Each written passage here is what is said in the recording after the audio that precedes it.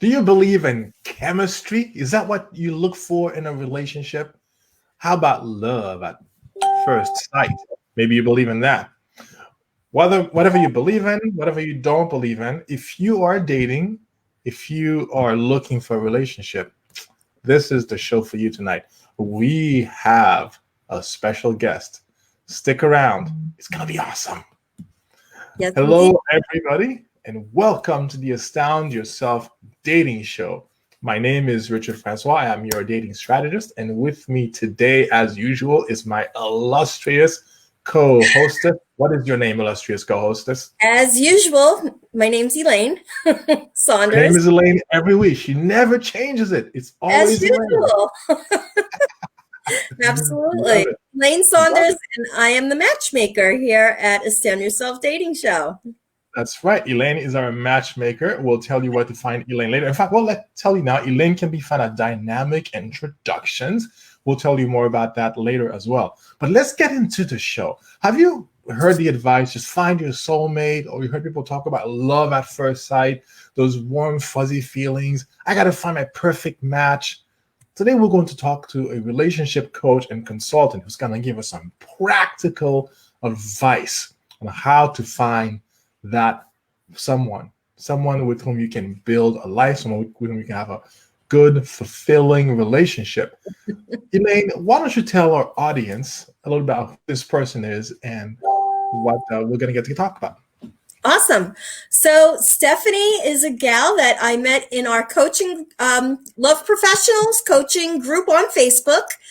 She works out of LA, and she is a couples coaching professional. So she's here talking with us live. She's out on the West Coast. So I'm assuming or presuming it's nice, beautiful, sunny out there, weather in California. She's been gracious enough to join us today to tell us a little bit about the work she does with people that are looking to be a couple, because that's what we do. And we want to help our people that are looking towards that for their future as well. So without further ado, I'd like to welcome Stephanie Mintz to a show to help you astound yourself in your dating. Hi, Stephanie. Hello, Stephanie. Hi, thank you for having me on, and hi, all the viewers. I appreciate being here. I'm really excited to be able to share some of my strategies and some information. Finding love can be difficult, but it can be an amazing, wonderful process, as well as really exciting when you end up meeting somebody, which also becomes a process in itself. So yes, I'm in Los Angeles on the West Coast. It has been sunny. I feel a little guilty saying that because I know it's sunny and warm here and not like that everywhere else. I hope everybody's doing I know, we kind of, us West Coast people, are kind of quiet about our weather. No, that's okay. That's okay. Somebody's got to live the life, you know? No need to be quiet about your weather. We're not quiet about our sports teams up here. Bostonians are obnoxious about their sports teams. All right, you got me there. So say all you want about your weather. Let's get into it, Stephanie. I'm sure people are dying to first know, well, how did you get into relationship consulting? So tell us a bit about what caused you to do that. Absolutely. So I am actually a licensed marriage and family therapist in California, and it was a later in life career choice that I was always made to make that decision. Just didn't know it at the time. And now I have actually transitioned into individual, singles, and couples coaching and consulting. And the reason I say consulting is because I feel that when people come to me, they're looking for something that they don't know how to do. If you knew how to do it, you'd probably be doing it already. And most of my clients come saying, I've done everything I can think of on my own. I've exhausted my options. So I'm wondering, is there a different way that can get different results for me? And that's where I come into play. So when I was a therapist, I actually designed a treasure chest full of strategies and concepts to help my clients. It was to help find a match that was going to have the best chance for success. And then I worked with couples who wanted to continue to grow that relationship, again, to put themselves in the best place for a successful long-term relationship. And what I found was that my strategies, which are step-by-step guidelines, it isn't about you figuring it out. They are tried and true successful strategies that my clients very much resonated with. They wanted actionable steps for in between our sessions. What can I do? What do I do this week to help me reach my goals? So I would offer, and I give these strategies. We go over them, understand them. Then they get practice during the week. We gather data and information. It's a little bit of a different way of looking at relationships. We gather data and information from trying the strategies, and we come back, we analyze it. It gives me more information to personalize the strategy for your needs, my client's needs. We tweak it. We try different things to find one that's going to work just for you. And then you continue to use that, and we add another one. So when I realized this is what was working best for my clients, I actually transitioned into the couples coaching and consulting so that it was more of this present future thinking. It was for people who didn't want to go into any emotions or traumas of the past, but were really looking to move forward. And what specifics can they do, not just talking about feelings, which are important too. And so now I'm having great success as this coach consultant with my clients, meeting people that they're excited about and feeling confident and excited about their journey ahead versus sitting there going, do I jump out? Do I stay in? We don't want the out in. We want that you're either this is a good person to proceed forward cautiously, or this is a person that we say, thank you. You're a great person, but we're just not the right match. I wish you good luck. Talk a little bit about me.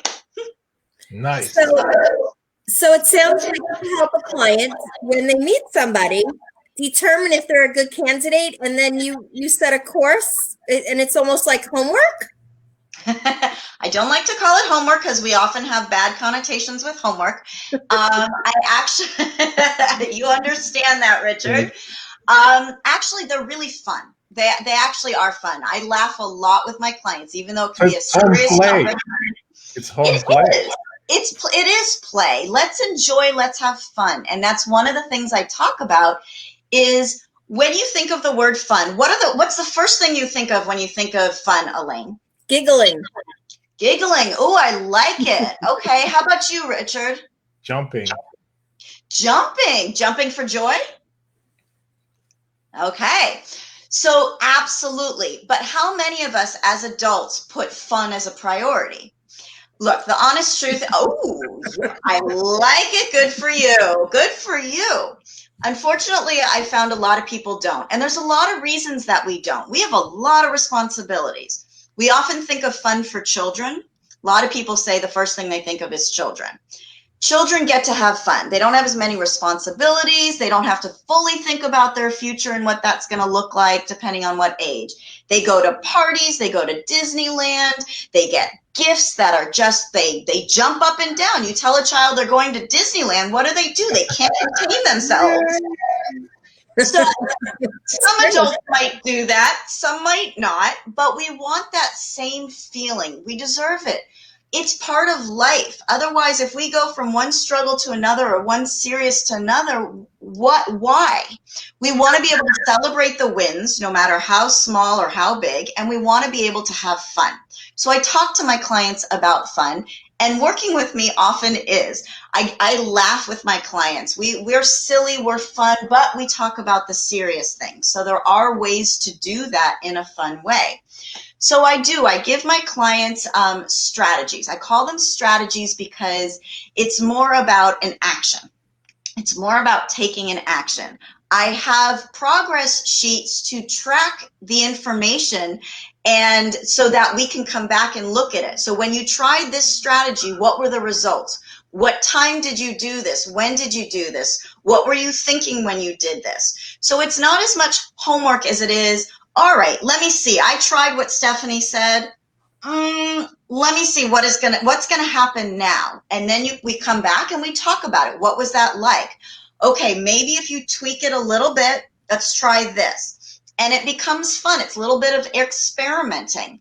And so not quite homework, a little bit more fun new active steps. It's like a fun science project with your own love life. I love it.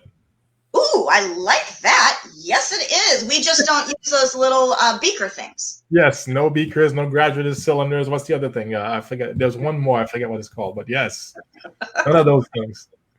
Exactly. Yeah. So it's wonderful. And I love seeing my clients smile and laugh and have fun. They start lighting up. And when I see them getting excited about the possibilities, the hope.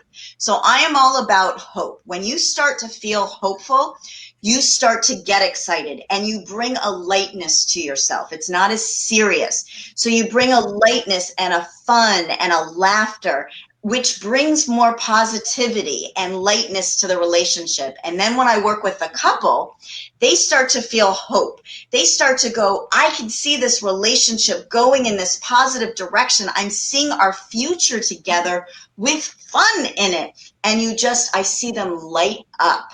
I actually did an interview with somebody and they started thinking of this memory. It's one of my strategies. And you actually saw this person in their head going back to this memory and they started lighting up in the interview. It was the interviewer. And it was such a beautiful thing. You just saw this happiness. And I love happiness. We have enough serious. Let's get happy. Agreed. Speaking of serious versus happy, one of the things that happens before people find that one that they can go to a coaching session with, before they ever get to that point, what happens in singlehood and dating is people have this list of questions and it's a bunch of boxes to check, and it's almost like they're going through a list of interview questions and looking for a way to disqualify you. What would you say to somebody who's in that initial dating phase about making it more enjoyable for them and also the people they come across? So yes, I know exactly what you're saying. It feels like, let's just exchange resumes. Okay, where did you go to school? What job do you have? What's your family like? So let's exchange resumes and we'll look at them and we'll see if they're hired or not. We're going to give you an internship. We're going to give you a trial period. So we don't want to do that. We want to be able to enjoy in the first date, because the truth is, if you are serious in asking questions, your joy, your lightness, your laughter, your personality isn't going to come through. You're going to come through as somebody serious, determined, maybe a little bit more harsh or hard, and it gives an impression that might not be who you are. You might be a free-flowing, fun person, but you know what? I get it. Dating can be exhausting. Physically, financially, emotionally. It can be exhausting. Time-wise, you have to spend a lot of time. So you get exhausted by the time you go out on that first date. However, you want to look at each person as an individual. Okay. You don't want to look at, I just went on these other dates and now this is one more. Let me get through this. Let me go through. Check, check, check. We're done. So you want to bring your personality. Okay. Whoever you are, you want to be you, because here's the thing. If you're not you in the beginning, you're eventually going to be you. Nobody can put on a costume forever. Your body is going to have to breathe. You're going to have to be you. So at some point, you are going to come out. So if you're trying to be something you're not, it's not going to work. And it often can cause even more problems, because then a person feels lied to. And now you might be months in and they're emotionally invested, and so are you. You come out, and when you say, actually, I hate sports, right? And you pretended to like them, but their life is a big part of sports. Now what do? Well, now we can't do that together, and now I don't know that about you. What else don't I know about you? And now you're telling me. I know. And so it's going to come out. So let it come out in the beginning. If you're meant to be a match, if you're going to match up, then you want to match up with who you are and who they are right from the beginning. You don't want it to come out later. That causes problems. So be you. Try to relax and just enjoy the moment. I know a lot of people who are going through and with matchmaking, they're very serious about wanting to meet someone. which is fantastic, right? And so they're like hoping this is going to be the person. But you also want to be able to enjoy. Life right now is very stressful. So if there's any moments we can interact with somebody else and we can have some enjoyable that isn't about a meeting or sadness or devastation, we want to take it. So breathe, relax, just say, you know what, this is what it is. I'm going to just enjoy this. But you do want to ask questions, but you want to ask it in a way that's more natural. So yes, you're going to start off with, where are you from? You know, what do you do? Those kinds of things. Okay. After you get to that, start talking about what you enjoy to do, or ask them. So, and not the typical, what is your hobbies? What are your favorite things? But what did you do? So we're in COVID, we're in lockdown, depending on where you are, or stay at home. What have you found that's interesting that you've been able to do with your time? Okay, somebody's got to be creative then in coming up with something, because we're really limited. And again, I'm in California, so we've been in a lot of limited. So you have to be creative to find interesting things when you're home. So that shows somebody's creativity. So if you like somebody who's creative, you're now keying in on how creative is this person. Do they actually enjoy being creative? So if you like somebody who likes drawing or art, which shows creativity, right, the underlying, if they said, oh, I started learning how to build tents. I have a child and we've been building tents together. We never did that before. Or I started baking my favorite foods and I'm finding it relaxing. So you start finding out things without it being, so what do you like to do? I don't like that. I don't like that. I don't like that. But by asking them what they've come up with during COVID, you're actually seeing a bit about their personality. Do they tend to sit back and wait for somebody to tell them what to do, options, or do they actively participate in coming up with something? So is that an actionable person? So that's another. So you want to find questions and ways to talk that bring out answers without not necessarily being direct. So it doesn't feel like you're going through a list. And you want to let them be able to ask you questions. Okay. So here's the thing is, as I'm talking a lot, you don't necessarily want to do as much talking in a date. This is not a date. You want to hear from them and you want to engage them. People want to talk about themselves. Give them that opportunity because you get information. Okay. And you want to listen for the cues. So listening and communicating is a really big part of a relationship. So you want to start that on the first date.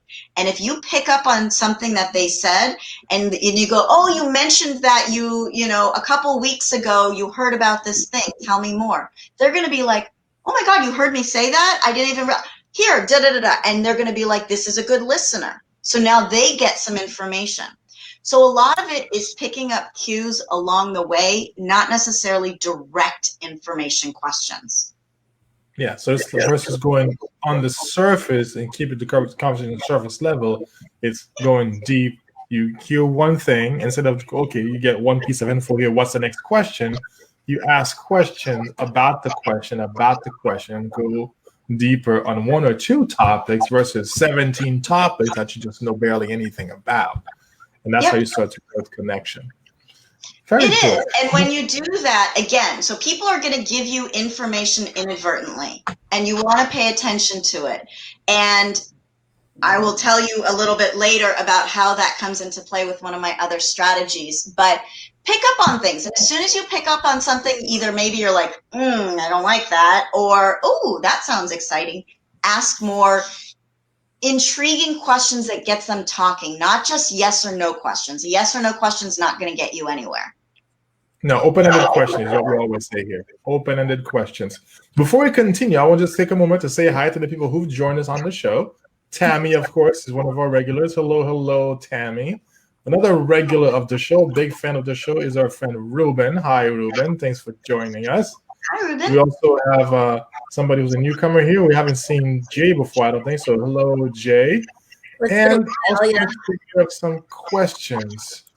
I also wanted to, so actually this was a comment. So Carla says that she agrees because there are too many responsibilities. People forget sometimes to have fun and enjoy life. And that's not advisable. You don't want to just forget to have to have fun. And but it's amazing how many people forget. It's so easy to forget. It is. We have all kinds of people whose job it is to remind us to have fun. Comedians and clowns, singers, they all remind us to have fun. I often find myself asking my clients to try not to overthink. Or, when it comes to having fun, I think part of having fun is to allow yourself to breathe and not overthink or worry about what if this or what if that, because oftentimes what you're worrying about may or may not happen. It never presents the opportunity and you're worrying for nothing. So just relax, just go with the flow. You may or may not ever see this person again. Exactly. Maybe you will. And if you don't, yeah, if it turns out to be your person, then that's what's going to happen. No amount of worrying is going to change the outcome. Worrying is not going to help the situation one way or another. It certainly can't help. That is actually really true, and it's a really good point. Just negative feelings in themselves, right? Anxiety, anger, sadness, worry, any of those things in themselves actually don't do anything. If you actually think about the feeling, it literally doesn't change anything. Guilt even does not change anything, having those feelings. Doing something about it is what it can do. Now, those feelings can lead to change, so that's where it's positive. But sitting with a feeling, not going to change anything. Even guilt. Guilt is an interesting one. That's a whole nother topic. But again, you can feel things, but that doesn't do anything. Take actionable steps to help yourself out of some of those. And if you worry whether it's going to be or not, you are actually going to lose out on being in the moment, because what's going to happen is going to happen. You can plan to a point, but that's about it. And so enjoy it. So as you were saying, Elaine, you might see the person and want to see them again, or you might not. But if you can enjoy in the moment, at least you walk away going, at least I had a nice time. It was a couple of hours. I actually enjoyed myself. Even if I don't see the person, I can look back and go, that was interesting. I smiled a bit. Haven't smiled for a couple days. I smiled. That's a good thing. You want to make it a positive. Make dating positive, not worrisome, anxiety-provoking. Try to take the sad away, but make it just, this is going to be enjoyable, because it's going to be what it's going to be. You're going to be a match, or you're not going to be a match. You can't make it fit. I like that. What I'm hearing you say is that you in dating, ideally, you want to enjoy and focus on the process. Don't really try to force any particular outcome. Be there for the process, have your particular approach, have your guidelines, your values, all of that. Bring that all to the process and let the outcome be what the outcome is going to be. It's going to be easier for everybody. Speaking of outcome, actually, I want to go back to this point that Eric made and also say hello to Heather. Heather just joined the show a little bit ago. Hi, also, hello, Heather. And Eric here has a great question. We might each have to take a bite out of this question because it's a really good one. He says, a recent bachelorette from the TV show. First of all, I have opinions right there. Taking love advice from people on the TV show Bachelorette. Let's continue with the question. A recent bachelorette from the TV show said she could, if she could go back, she'd ask her suitors who they voted for. She points that the reason for her breakup. Oh, she points that as the reason for her breakup. So I guess she's saying that she voted for the wrong candidate, and so because of that, they could not be together. I think I believe what happened is, and this goes to your answer, Eric, it's a great question. I appreciate you asking it. And even though it's Bachelorette and there's a lot of feelings, and we could have a whole show on that one, it is an important point because I talked about asking questions. So the question I would have back is it the person or is it the things about the person? So yes, right now we're in a state of politics. Everybody has their opinions. Here's the thing. What is it about that question? So she said she pointed to she should have asked that question. That's going to give her an answer, and it is going to give her information. Would that have felt like an uncomfortable and very pointed, depending on where in the process she asked it? Also being on The Bachelorette, which is a very rushed process, asking that question. But here's the thing when it comes to something like that. Who you are voting for is more than just the person, right? It's about their beliefs. It's about what they do, who they are. And so in dating in general, you want to find out who the person is. What do they stand for? What do they believe? What's important to them? What are their priorities? Okay. And yes, the end result could be in this situation, a yes, or who did you vote for? This or a this. It could be as simple as that. I would venture to say to ask deeper question and doing it in a way of finding out about the person. So do you believe in, family? Are you close with your family? Now, this is an interesting question because some people are close with their family, talk to their family once a month, and they consider themselves close. Others once a week, others every other day. So everybody's version of it is different. So somebody who's, I'm just going to touch on this, patriotic or an American has different views on what that means. So you actually need to be more specific. That's all I'm going to say about that part of that. But you need to be more specific because we're talking about, we're talking about family values. We're talking about religious beliefs. If somebody's very, very religious and somebody's very not, and the person goes to church every Sunday, let's say, or temple, they're going and visiting, or they're doing Shabbat services, and the other person doesn't, are they going to be okay not doing those together? Are both people okay that that's going to be time spent? And that's a very big part of the person's life that they don't have together. For some people, that will be okay. For others, it actually won't. So no two relationships and no two people have those same values and what's important. So basically what I'm saying is you want to go deeper. You want to ask more detailed questions versus just an overarching, potentially who did you vote for? So I think she could have gotten to that information if she had asked the other kinds of questions, if she didn't want to go so political.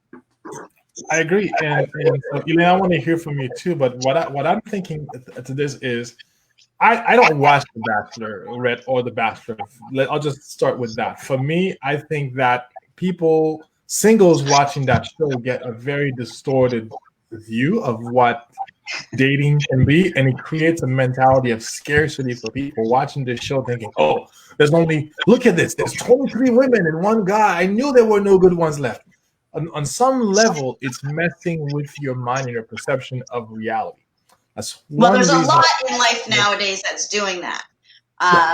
Reality is getting skewed by social media too. Yeah, totally. So for that reason, I don't like that particular show. What I'll say to the comment that The Bachelorette made is, I don't buy it. And here's why. I've never heard of a divorce being filed saying irreconcilable politics. Number one reason for divorce is money. You will this year. You will in 2021. Elaine, I believe that. This has been really difficult with couples. I've seen it. It's really hard. Mark my words. Number one reason is money. Then there's how do we deal with the kids, religion, those things. Right. If politics is the reason you broke up with somebody, I think there were other things that weren't going to work that were working before that, or were not working before that, and politics becomes the last straw. And I'll say this last bit here. Imagine you have this list of all the qualities.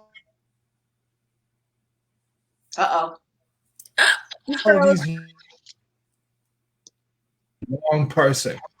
Are you going back to the drawing board? I don't think the answer to that is yes. Well, you're never going to get, there's no perfect person. Okay. There just is no perfect person.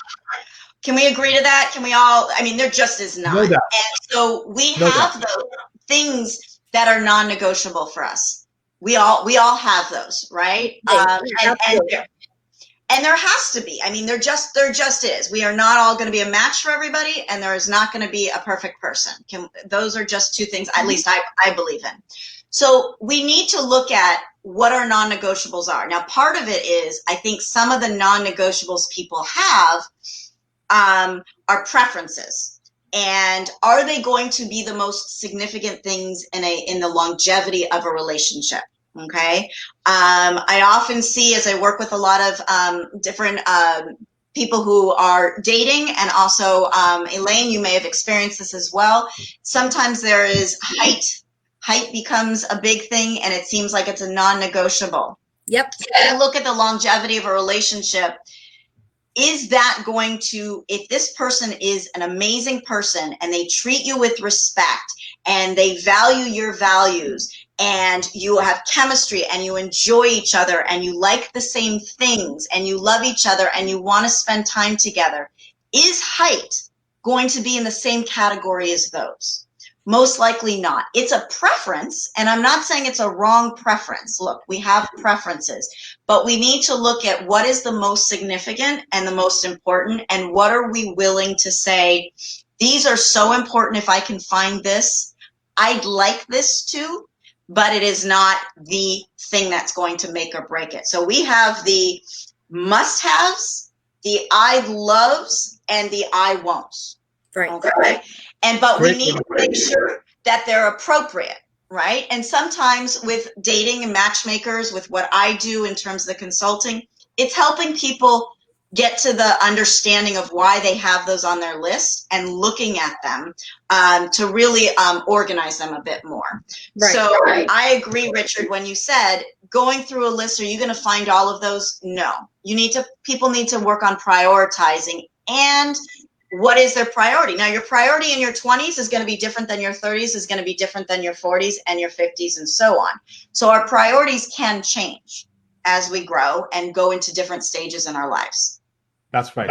And on that note, our time is up, everybody. So I want to thank Stephanie for having come on the show to be our guest. It was wonderful having you on. Thank you for addressing the few things we got to address in this quick 30 minutes. So fast. I have so many things I want to share. We'll have you back, I promise. Oh, good. Promise. I told you. I didn't get to give your 2 cents on politics. Maybe we can do that on the comments, what you think about, asking that question of somebody on the Bachelorette, like, who did you vote for? Is that a good question to ask as you're dating? So maybe you can take that in the comments with people. Thank you all for your comments today. Those who participated, who watched and didn't comment. Hello, Claudia. And before we wrap up, I just want to give each one of you a chance to say where our viewers can find you. Stephanie, why don't you go first? Where can people find you? I appreciate that. Thank you, Richard. So I appreciate everybody being here. Those questions were wonderful. I appreciate you taking the time to listen. Hopefully some of this was the tip of the iceberg, but can give you some ideas to start thinking about. You can find me if you'd like to talk to me about how I can personalize a program for you. My website is strategicrelationshipconsulting.com. You can also find me on Facebook, Instagram, as well as I've got some other interviews. You can hear some of my strategies on my YouTube channel, same name. Perfect. Thank you. There it is. If you want to email me directly, Stephanie at strategicrelationshipconsulting.com. I've also got a form on there. Please feel free if you have any questions, follow-ups, or any questions. I'm always happy to help people however I can. Once again, thank you so much for having me. I'm hoping to be back and be able to share some more information. This was really wonderful. Thanks again. It was a second. Elaine, tell people where they can find you. So I could also be found on Facebook or I'm going to just put it in the comments since I'm doing that now for everyone else. I'll do it for anybody else who'd like. Dynamicintroductions.com. Easy peasy. Dynamicintroductions.com. Elaine, yeah, we're always on Facebook. And I'm here right now. Put your name in the comments and I'll get in touch with you. There you go. And if you're looking to get in touch with me, you can do that here. You can go to the Astound Yourself Dating page, make a comment, send us a private message if you'd like, or you can go to grichard360.com. You can find me there as well. Thank you, everybody, for watching the show. Thank you for your comments. We will see you next week with another great show. Have a great night. Bye-bye, everyone. Bye.